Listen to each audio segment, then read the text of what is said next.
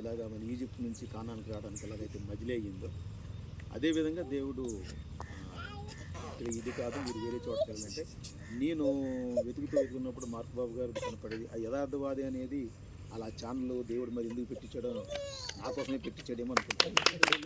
యథార్థవాది మీరు చాలా చిన్నగా ఉంటుంది, వినడానికి చాలా అంటే పెద్దగా కవిత్వం కానీ వినసొంపు మాటలు అంటే ఇక మనకు చక్కగా జీవితానికి ఏం కావాలనేది అది విడదీసి ఇస్తారన్నమాట అందులో యథార్థవాదులు. అయితే నాకున్న డౌట్స్ యథార్థవాదిలో తెలుస్తుంది. యథార్థవాది ఎవరని అంటే ఇలా కొట్టేటప్పుడు లక్ష్మణ్ గారు నెంబర్ వచ్చింది. నేను లక్ష్మణ్ గారు అంటే రమ్మని చెప్పారు, వెళ్ళాము. మరి ఎవరెవరో చాలా రకరకాల శత్రువులు కూడా వస్తుంటారు. అయితే మమ్మల్ని వాళ్ళు పిలిచి మళ్ళీ అబ్బులు గారు ఉన్నటువంటి వాళ్ళు కృష్ణాపర్ గారు అందరూ వచ్చారు. ఆ రోజు మేము ఆ రోజు చెప్పాము. చెప్పిన తర్వాత సరే రమ్మని చెప్పారు, వెళ్ళాము. వెళ్తే మేమున్న చర్చ్ అప్పుడు నాకు ఒక ప్రత్యేకంగా విఐపి రో ఉండేది, నాకు ప్రత్యేకంగా చైర్ వేసేవారు.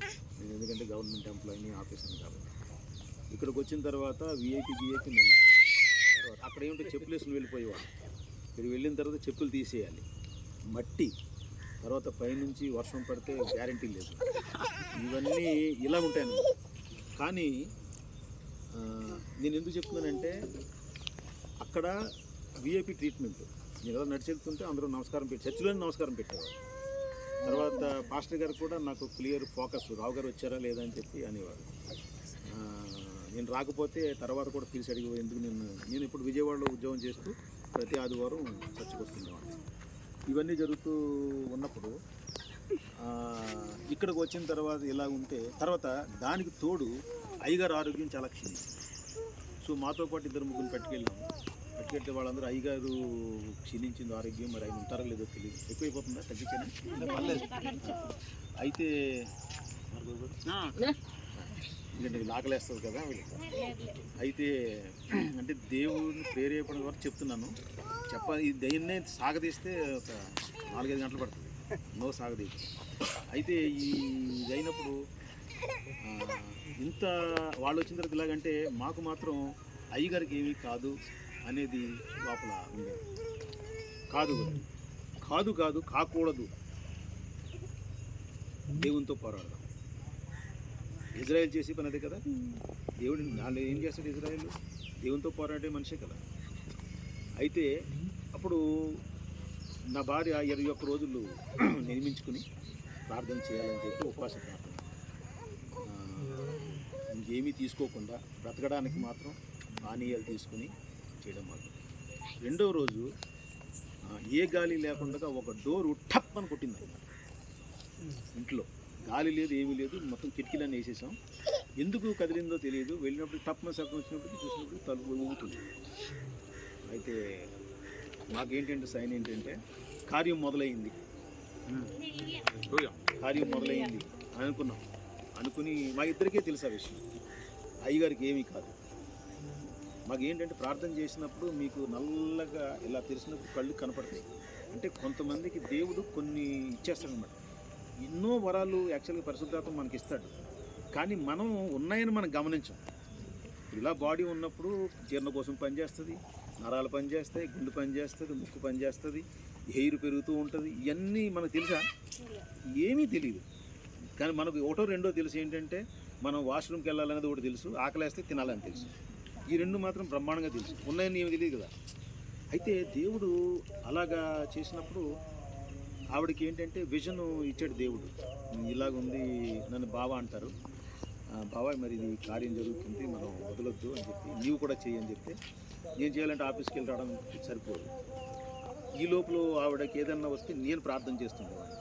చిన్నవాడిని అయినా కానీ దేవుడు నన్ను ఉపయోగించుకునేవాడు ఆవిడని లేవనెత్తడానికి. అయిన తర్వాత అయ్యగారికి ఏం కారణంటే అలాగే చూస్తూ ఉంటే ఈరోజు మీరు అంటే జిఎస్ రావు వాళ్ళ భార్య ప్రార్థన చేయడం వలన ఉన్నారు అని నేను చెప్పట్లేదు, పొరపాటును కానీ మీరు అలాగ అనుకోవద్దు. కానీ దేవుడు మా ప్రార్థన కూడా ఉపయోగించుకున్నాడని మాకు తృప్తి అన్నమాట. అది ఎంతోమంది మీరు అందరూ ప్రార్థన చేశారు, మార్క్ బాబు గారు చేశారు, మాకంటే ముందున్న వాళ్ళు చేశారు. అయితే నీతిమంతుల ప్రార్థన దేవుడు ఆలకిస్తాడని ఒకటి ఉంది. అయితే ఆ నీతిగా ఉండి ప్రార్థన చేయాలని చెప్పి నాకు ఒక ప్రేరేపణతో చేశాను. అది గొప్ప విజయం. అయిన తర్వాత మరి ఈ బయటకు వెళ్తుంటే పాస్టర్లు అందరూ కూడా మేము వాక్యం చెప్పాలంటే మమ్మల్ని 10,000 అడిగేవారు. తర్వాత భోజనాలు పెట్టడానికి అడిగేవారు. ఎవరన్నా బయట నుంచి తీసుకొస్తే వాళ్ళ డబ్బులు కూడా ఫ్లైట్ ఛార్జెస్ మమ్మల్ని ఇమ్మనేవారు. సో ఇది ఏదో బాగాలేదు, ఇది డబ్బులకు ఓరియంటెడ్గా ఉంది కాబట్టి బాగాలేదని చెప్పి మేము ఏం చేసామంటే ఇలా వెళ్ళొద్దని చెప్పిన తర్వాత అయ్యగారి దగ్గరికి వచ్చిన తర్వాత అయ్యగారి సిస్టమ్ అంతా కూడా దేవదాస్ అయ్యగారి సిస్టమ్. దేవదాస్ అయ్యగారు ఏదైనా పని చేసినా కానీ బైబిల్లో చూడవయ్యా 100 రూపాయలు ఉంటుంది తీసుకోయ్యా అని చెప్పేవారు. ఇప్పుడు డబ్బును ముట్టుకునేవారు కాదు. డబ్బు ముట్టుకున్న వాళ్ళు సేవ చేయడం చాలా కష్టం. దీన్ని కనీసం ఫోన్పే కూడా చేయనివారు అయ్యగారు అయితే అయ్యగారి నుంచి నేను చెప్పట్లేదు, మీ అందరికీ తెలుసు, మార్కబాబు గారు చెప్తుంటారు. అయితే ప్రేరేపణ ఒక రోజు ఏమైందంటే పాడుతూ ఉంటే పాటలు పాడాలని, నువ్వు పాటలు పాడు, అయ్యగారి పాటలు అవి మరుగున పడకూడదు, ఇప్పుడు ఒక మేల్ వాయిస్లో ఉంది, ఫిమేల్ వాయిస్లో కూడా దాన్ని వినిపించాలి అని చెప్పి ఆవిడకి ప్రేరేపణ వచ్చింది. సో 3 నెలలు మళ్ళీ మేము ప్రార్థనలో పెట్టాం, పాడాలా వద్దు. ఎందుకంటే పాటలు పాడడం అంటే అంత ఈజీగా డబ్బుతో కూడిన ఖర్చుతో కూడినటువంటి పని, ప్రాక్టీస్ చేయాలి. ఆమెకేమో గొంతు రావట్లేదు. గొంతు రాకపోతే పాడుతున్నప్పుడు గొంతు వస్తుంది, పాడలేనప్పుడేమో గొంతు ఏదో ఒక లోపల అడ్డుకున్నట్టు ఉంటుంది అన్నమాట. ఇది ప్రార్థన చేస్తే అయ్యగారిని అడిగాము, ఇలా ప్రేరేపించబడ్డాము ఏంటంటే మీరు పాడండి అని చెప్పారు. మరి పాటలు పాడడానికంటే మీరు రచించారు, కూర్చారు, అన్నీ చేశారు కదా, మరి దానికి రైట్స్ అన్నీ ఉంటాయి. పాడిన తర్వాత మళ్ళీ మీరు కాకపోయినా మీ తర్వాత ఉన్నవాళ్ళు కానీ ఎవరన్నా కానీ మా మీద కేసేస్తే కష్టం అవుతుంది కదా అన్న. అదేమీ జరగదు, మీరు దేవుని పట్టుకొని పాడండి అని చెప్పారు. అయితే ఆల్రెడీ చర్చిలో 20 పాటలు పాడారు. అయితే నేనేమనుకున్నానంటే ఒక 90 పాటలు అయ్యగారి ఉన్నాయి, కొన్ని పాటలు ఎవరికి రావు, అది చాలా కష్టమైనటువంటివి. అయితే అనుకుంటే అయ్యగారు ఒకరిని పిలిస్తే దానికి నా ఇల్లు అమ్మేసినా కానీ అన్ని పాటలు పాడలేను అన్నమాట, అంత రేటు చెప్పారు. సరే అని చెప్పి మన కాకినాడలో సురేష్ ఆయన ఉంటే ఆయన ప్రతి పంపించారు. ఒక 7 పాటలు మేము పాడి ఆయనకి ఇచ్చొచ్చాము. ఆయన ఫైనల్గా చేసుకుని వస్తారనమాట, అప్పుడు అది రిలీజ్ చేస్తాం. అయితే దేవునికి మహిమగా ఉండాలి. ఇప్పుడు మీరున్నారు, అయ్యగారి పాట విన్నప్పుడు ఎలా ఉంటుందంటే, ఈ సాతాన్ అనేవాడు ఏం చేస్తాడంటే మనకి విసుగు అనేది తెప్పిస్తాడు. విసుగు బైబిల్ చదువుతున్నాం అనుకో, మొన్న కూడా ఇదే చదివాం కదా, ఈ మళ్ళీ ఇది ఏం చదవాలని ఉంటుంది. అలా పాట కూడా అయ్యగారి పాట విన్నప్పుడు 2-3 సార్లు విన్నప్పుడు మనం అందులోకి వెళ్ళిపోతే మళ్ళీ విని మనం దేవుని చేరుకుంటాం, అంటే దేవుని సన్నిధిని పొందుతాం. లేకపోతే ఏమవుతుందంటే ఇది అవుతుంది అన్నమాట. అయితే ఒక వాయిస్ కొద్దిగా మారి కొద్దిగా ఉన్నప్పుడు వేరే వాళ్ళు కూడా పాడుతున్నారు అనేది ఒక ఇంట్రెస్ట్తో విన్నారనుకోండి, మా జీవితంలో ఆ పాటల ద్వారా ఒక్క ఆత్మ వచ్చినా సరే మేము ధన్యులు అన్నమాట. ఆ విధంగా మేము ఖర్చు అవుతుంది, ఏమీ పర్వాలేదు, దేవుడికే ఖర్చు పెడతాం కాబట్టి ఆయన ఇచ్చిన దానికి ఇస్తాం కాబట్టి అదేం ప్రాబ్లం లేదు. సో ఈ సందర్భంగా ఇప్పుడు నేను వాక్యానికి డైరెక్ట్గా వెళ్ళిపోతుంటే మన లక్ష్మణ్ గారు చెప్పాను పాట పాడాలని చెప్పి. నాకు ఏమీ పాటలు రావు, కానీ అయ్యగారి పాట లేకుండా సంఘంలో నడవడం అనేది అది నాకైతే అనిపించదు అన్నమాట.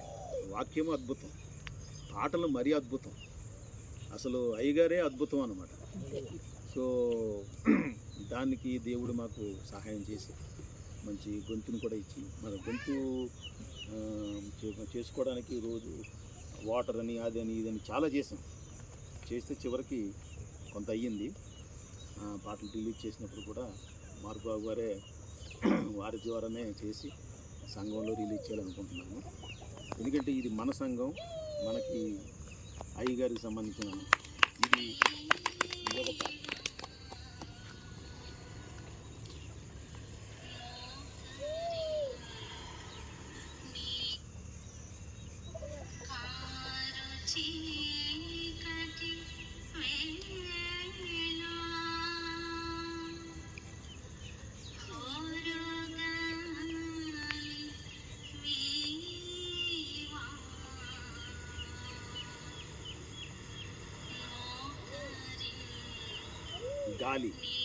గాలి ఓరుగాలి రావడము, ఇది సురేష్ గారు పెట్టిన మ్యూజిక్ అన్నమాట.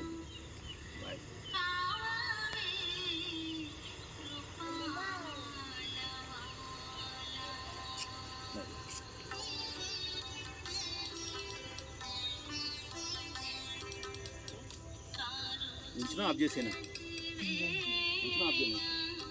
ఓకే సార్ చెప్పండి, మళ్ళీ విన్నాం, దాన్ని పెడదాం మనం. ఓకే, ఎందుకంటే టైం లేదు కదా. ఊరికే అంటే టెస్టిమోనీ చెప్పినప్పుడు మనం నిజాలు చెప్పాలి. అందుకని దాన్ని వినిపించడం జరిగింది. ఇదమ్మా సింపుల్గా నా టెస్ట్ మనీ.